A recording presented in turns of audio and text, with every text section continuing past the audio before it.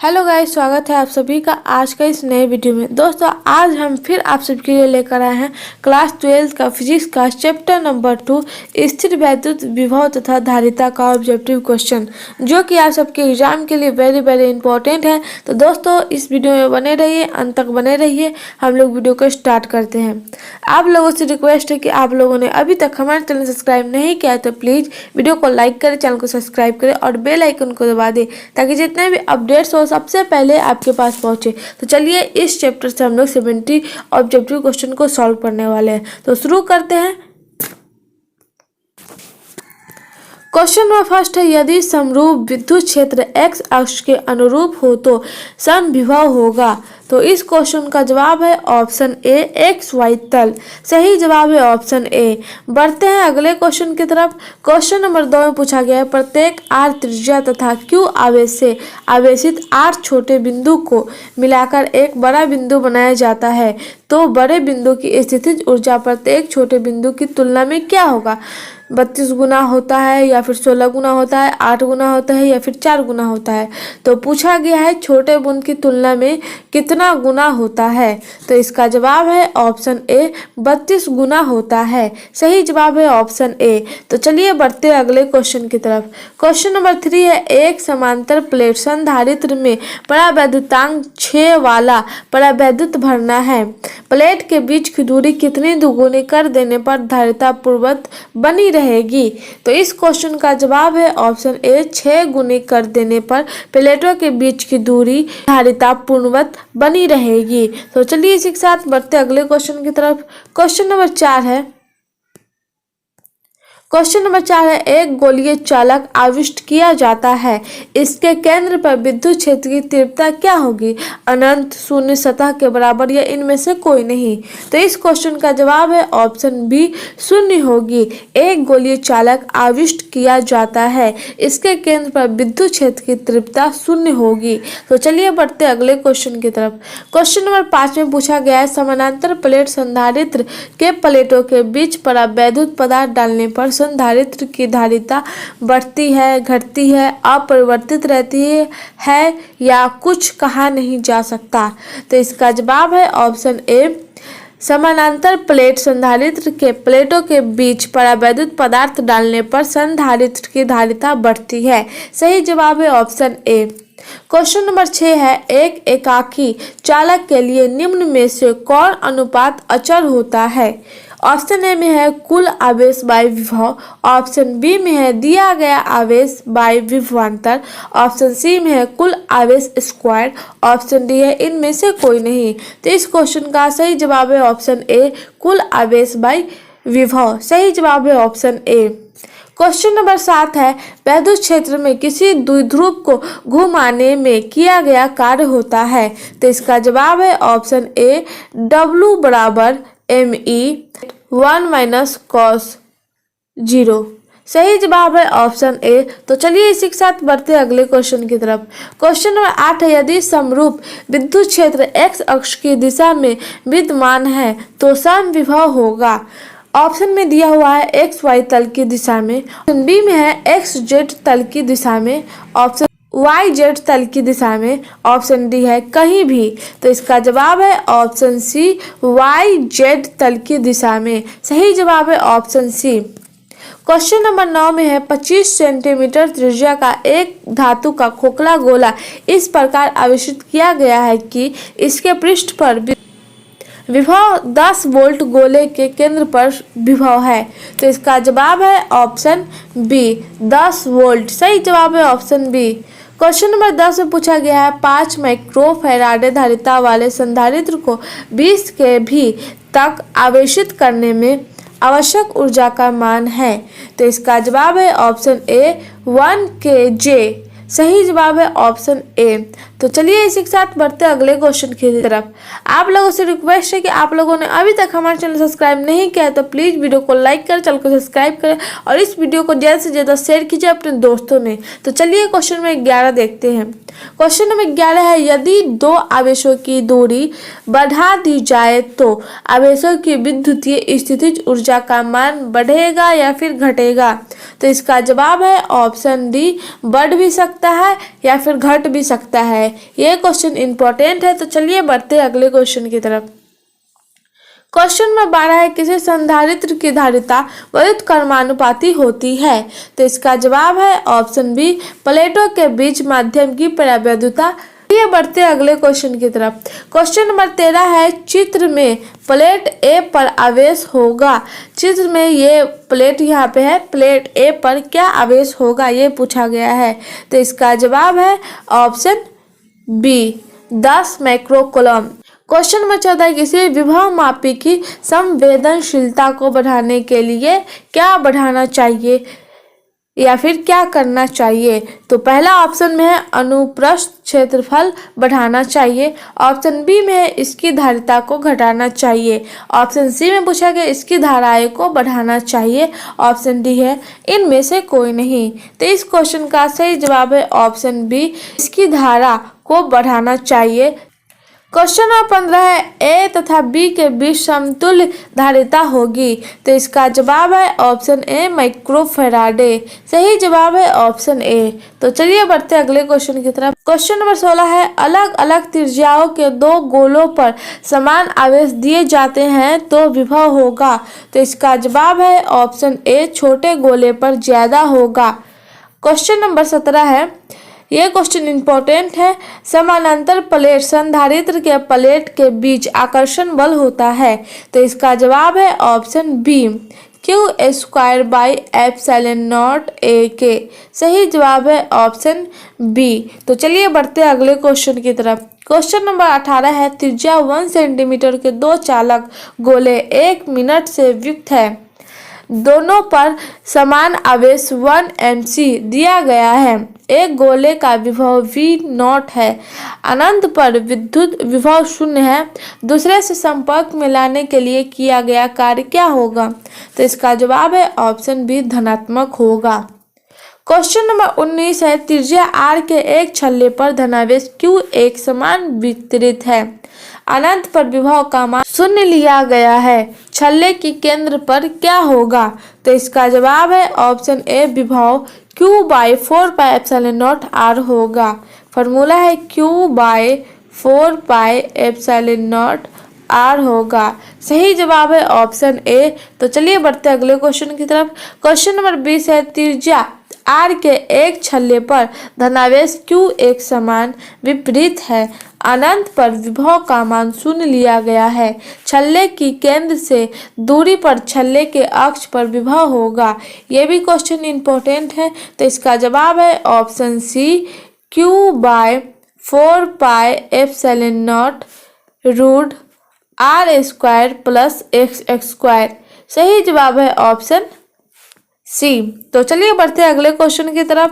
Question number 21 है, त्रिज्या r के एक छल्ले पर धनावेश q एक समान वितरित है, अनंत पर विभव का मान 0 लिया गया है, छल्ले के केंद्र से x दूरी पर स्थित अक्षीय बिंदु पर क्षेत्र की तीव्रता होगी। दोनों क्वेश्चन अलग अलग है, कंफ्यूज नहीं होना है। तो इसका जवाब है option A, Qx/4πε0 bracket r² plus x² 3/2। हम यहाँ पे लिख दे रहे हैं Qx/4πε0 r² प्लस x², यहाँ पे है पावर में 3/2, यहाँ पे लिख दी है। तो बढ़ते हैं अगले क्वेश्चन की तरफ। क्वेश्चन नंबर 22 है, एक समविभवी तल के एक बिंदु से दूसरे बिंदु तक ले जाने में आवेश पर क्षेत्र द्वारा किया गया कार्य होगा। तो इसका जवाब है ऑप्शन सी, 0 होगा किया हुआ कार्य। तो क्वेश्चन नंबर 23 है, विद्युत क्षेत्र में एक द्विध्रुव का आघूर्ण P सदिश बराबर P(i) है, इसकी स्थितिज ऊर्जा होगी। तो इसका जवाब है ऑप्शन सी, 0 होगी इसकी स्थितिज ऊर्जा। तो चलिए बढ़ते हैं अगले क्वेश्चन की तरफ। क्वेश्चन नंबर 24 है, x अक्ष पर x बराबर 0 पर q तथा x बराबर a पर 2q आवेश रखे हैं, विभव भी का मान 0 होगा। तो इसका जवाब है ऑप्शन डी, x अनंत पर होगा। सही जवाब है ऑप्शन डी। तो चलिए बढ़ते हैं इसी के साथ अगले क्वेश्चन की तरफ। क्वेश्चन नंबर 25 है, किसी बिंदु P से R दूरी पर आवेश Q रखा गया है। P पर विभव V है। P से दूरी पर पूर्व आवेश से अलग अतिरिक्त आवेश -Q रखा जाता है। P पर विभव हो जाएगा। तो इसका जवाब है ऑप्शन ए, शून्य होगा P पर विभव। तो चलिए बढ़ते हैं अगले क्वेश्चन की तरफ। क्वेश्चन नंबर 26 है, किसी बिंदु P से दूरी पर आवेश Q रखा गया है। P पर विभव V0 है। P से R दूरी पर पूर्व आवेश से अलग अतिरिक्त आवेश Q रखा जाता है। P पर विभव होगा। तो इसका जवाब है ऑप्शन बी, 2V0। तो चलिए बढ़ते हैं अगले क्वेश्चन की तरफ। क्वेश्चन नंबर 27 है, किसी बिंदु P से R दूरी पर आवेश Q रखा गया है। P पर विभव V0 है। P से R/2 दूरी पर एक दूसरे -Q रखा जाता है। P पर विभव होगा। तो इसका जवाब है ऑप्शन डी, -V0। तीनों क्वेश्चन डिफरेंट है, तो इसे अच्छे से पढ़ना है। तो चलिए बढ़ते हैं अगले क्वेश्चन की तरफ। क्वेश्चन नंबर 28 है, दो आवेशों Q को एक दूसरे से A दूरी पर लाने में 2mJ कार्य करना पड़ता है। आवेश Q एवं -Q को एक दूसरे से दूरी पर लाने में कार्य होगा। तो इसका जवाब है ऑप्शन बी, -2mJ। सही जवाब है ऑप्शन बी। तो चलिए इसी के साथ बढ़ते अगले क्वेश्चन की तरफ। क्वेश्चन नंबर 29 है, दो आवेशों A को एक दूसरे से A दूरी पर लाने में 2mJ कार्य करना पड़ता है। तीन आवेश Q, -Q एवं Q को भुजा एक की समबाहु त्रिभुज पर लाया गया कार्य होगा।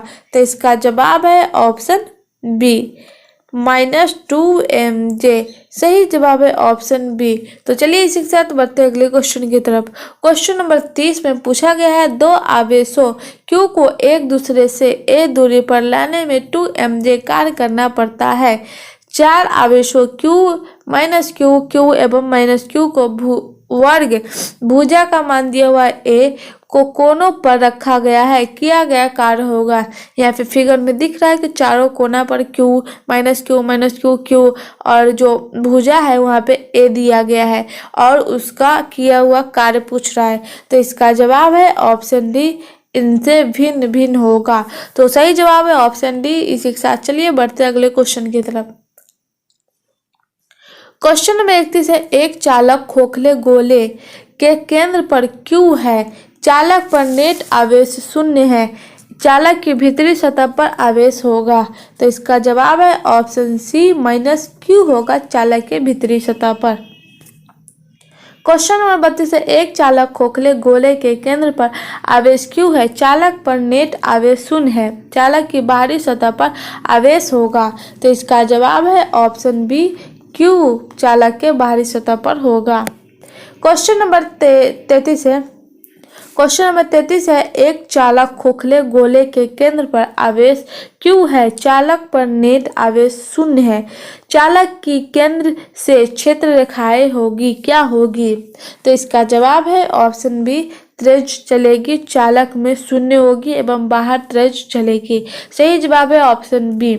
क्वेश्चन नंबर 34 है, त्रिज्या 1 सेंटीमीटर के दो चालक गोले 1 मीटर से वियुक्त है। दोनों पर समान आवेश 1 मीटर कूलम्ब दिया गया है। एक गोले का विभव V0 है, अनंत पर विभव 0 है। दूसरे गोले का विभव पूछा गया है इसमें। तो इसका जवाब है ऑप्शन ए, V0। सही जवाब है ऑप्शन ए।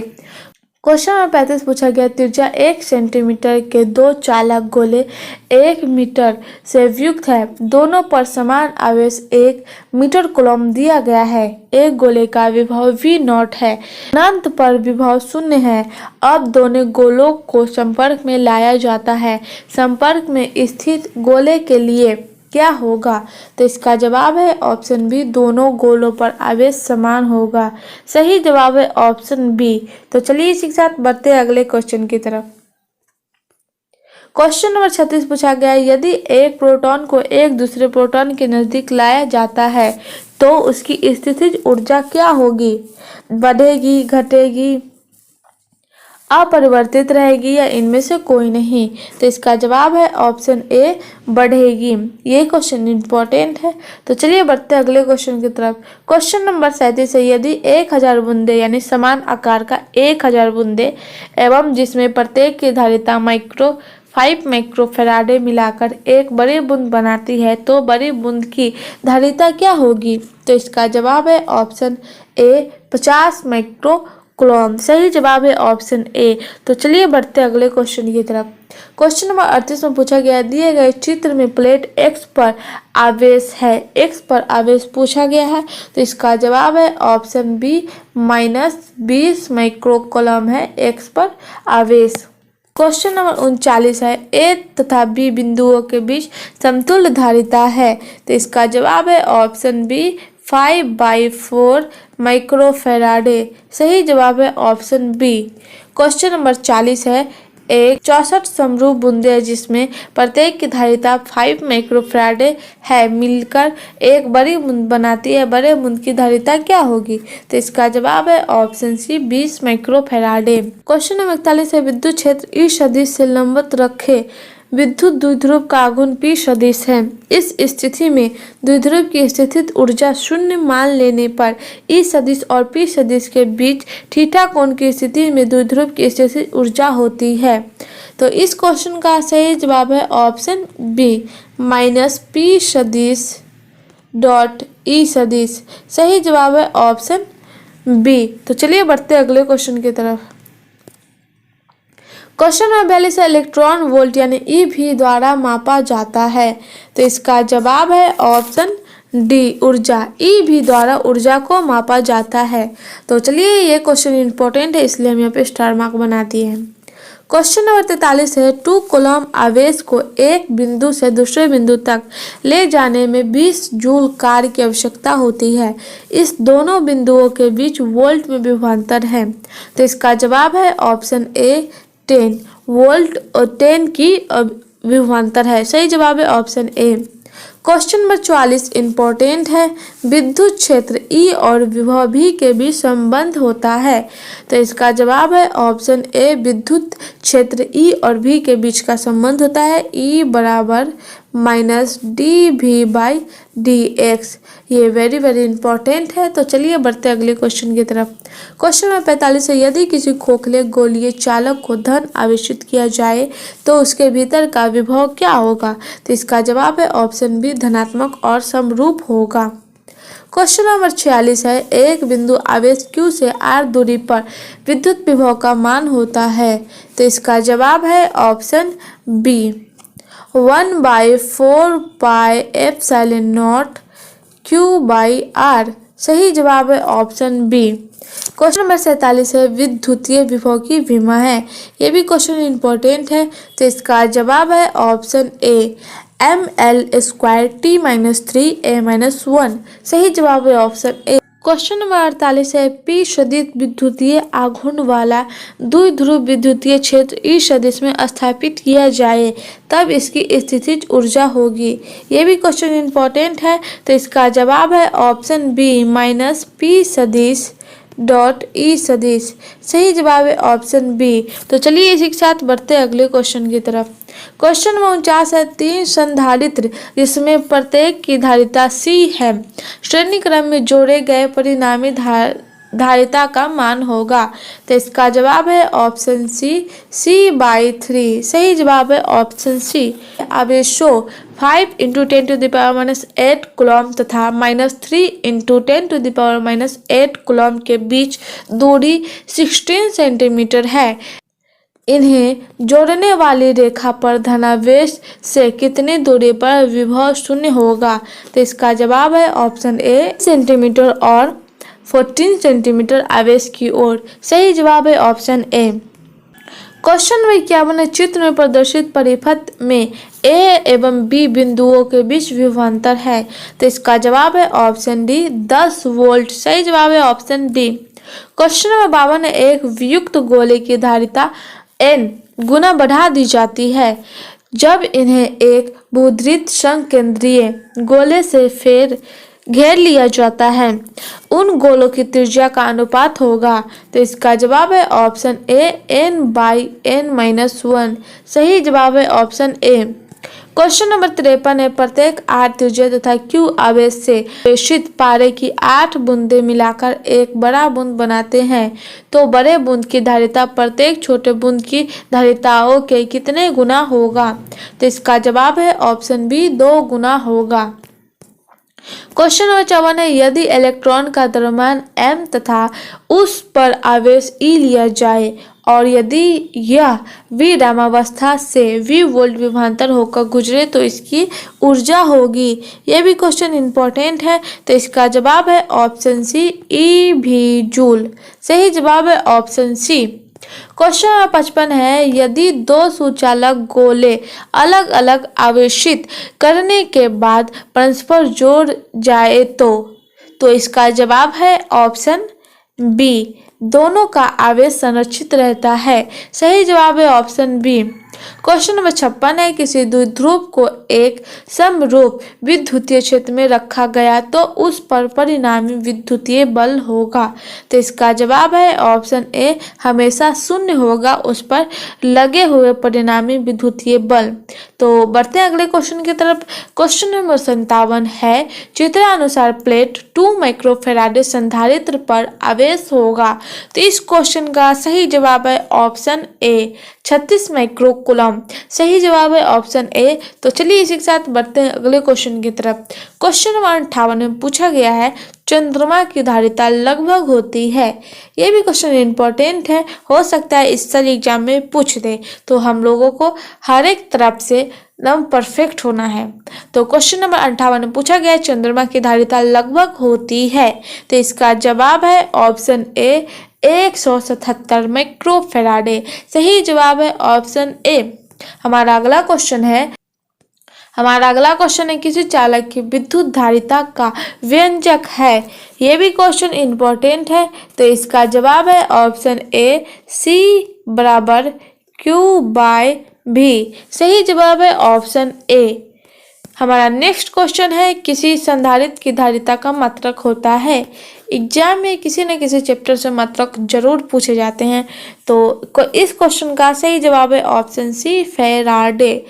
किसी संधारित्र की धारिता का मात्रक फैराडे होता है। हमारा नेक्स्ट क्वेश्चन है, विद्युत धारिता का विमा है। इसका जवाब है option A M-1 L-2 T4 A-2। सही जवाब है ऑप्शन ए। क्वेश्चन नंबर 62 है, वायु में गोलीय चालक की धारिता समानुपाती होती है। तो इसका जवाब है ऑप्शन बी गोले की त्रिज्या के समानुपाती होती है। कौन? वायु में गोलीय चालक की धारिता। हमारा नेक्स्ट क्वेश्चन है, किसी संधारित्र पर आवेश की स्थितिज ऊर्जा का व्यंजक है। व्यंजक पूछ रहा है। तो इसका जवाब है ऑप्शन ए E = 1/2 CV²। ये भी क्वेश्चन इंपॉर्टेंट है। तो चलिए बढ़ते हैं अगले क्वेश्चन की तरफ। क्वेश्चन नंबर 64 में पूछा गया, दो चालकों के बीच आवेश वितरण से क्या होता है। तो इसका जवाब है ऑप्शन ए ऊर्जा का ह्रास होता है। ये भी क्वेश्चन के इंपॉर्टेंट ही मान लेते हैं, हो सकता है इस बार एग्जाम में पूछ ले। क्वेश्चन नंबर 65 है, जब समानांतर पट्टिका वायु संधारित्र की पट्टिकाओं के बीच की दूरी बढ़ती जाती है तब इसकी संधारिता घटती है। सही जवाब है ऑप्शन बी। क्वेश्चन नंबर 66 है, यदि एक शीशे की छड़ अर्थात उच्च परावैद्युत नियतांक की एक माध्यम को हवा संधारित्र के बीच रखा जाए तो इसकी धारिता होगी। क्या होगी इसकी धारिता, वो पूछा गया है। तो इसका जवाब है ऑप्शन ए इसकी धारिता बढ़ेगी। क्वेश्चन नंबर 67 है, संधारित्रों के श्रेणी क्रम संयोजन में जो राशि प्रत्येक संधारित्र के लिए समान रहती है वह है। तो उसका जवाब है ऑप्शन ए आवेश। वह है आवेश। क्वेश्चन नंबर 68 है, संधारित्रों के समान संयोजन में जो राशि प्रत्येक संधारित्र के लिए समान रहती है वो है। तो उसका जवाब है ऑप्शन सी विभवांतर। दोनों क्वेश्चन शायद सेम है, आंसर अलग अलग है। यहाँ पे श्रेणी क्रम संयोजन और यहाँ पे समानांतर क्रम संयोजन दोनों में चेंजलेस है। इसका जवाब होगा ऑप्शन ए यानी आवेश, इसमें आवेश होगा। और क्वेश्चन नंबर 68 में इसके बीच समान रहती है, वो है विभवांतर। तो दोनों क्वेश्चन में थोड़ा सा चेंजलेस है और थोड़े सा चेंजलेस की वजह से यहाँ पे आंसर पूरा चेंज हो जा रहा है। तो दोनों हम लोग को ध्यान रखना होगा। तो चलिए बढ़ते हैं अगले क्वेश्चन की तरफ। क्वेश्चन नंबर 69 है, समान धारिता के n संधारित्रों को पहले समानांतर क्रम और फिर श्रेणी क्रम में जोड़ा जाता है। दोनों अवस्थाओं की तुल्य धारिताओं का अनुपात है। तो इसका जवाब है ऑप्शन सी n²। हमारा नेक्स्ट क्वेश्चन और लास्ट क्वेश्चन है, 3 संधारित्र जिसमें से प्रत्येक की धारिता C है, समानांतर क्रम में जोड़े हैं, उसकी समतुल्य धारिता होगी। तो इसका जवाब है ऑप्शन बी 3C। सही जवाब है ऑप्शन बी। तो दोस्तों आज का सेशन यहीं पर समाप्त होता है। आई होप ये वीडियो आप सबको पसंद आया है। पसंद आया तो लाइक करें, जल्दी से सब्सक्राइब करें और बेल आइकन को दबा दें और अपने दोस्तों को शेयर करें और कमेंट में बताइए कि आज का सेशन आप सबको कैसा लगा। मिलते हैं अगले सेशन में। अभी तक के लिए बस इतना ही। धन्यवाद।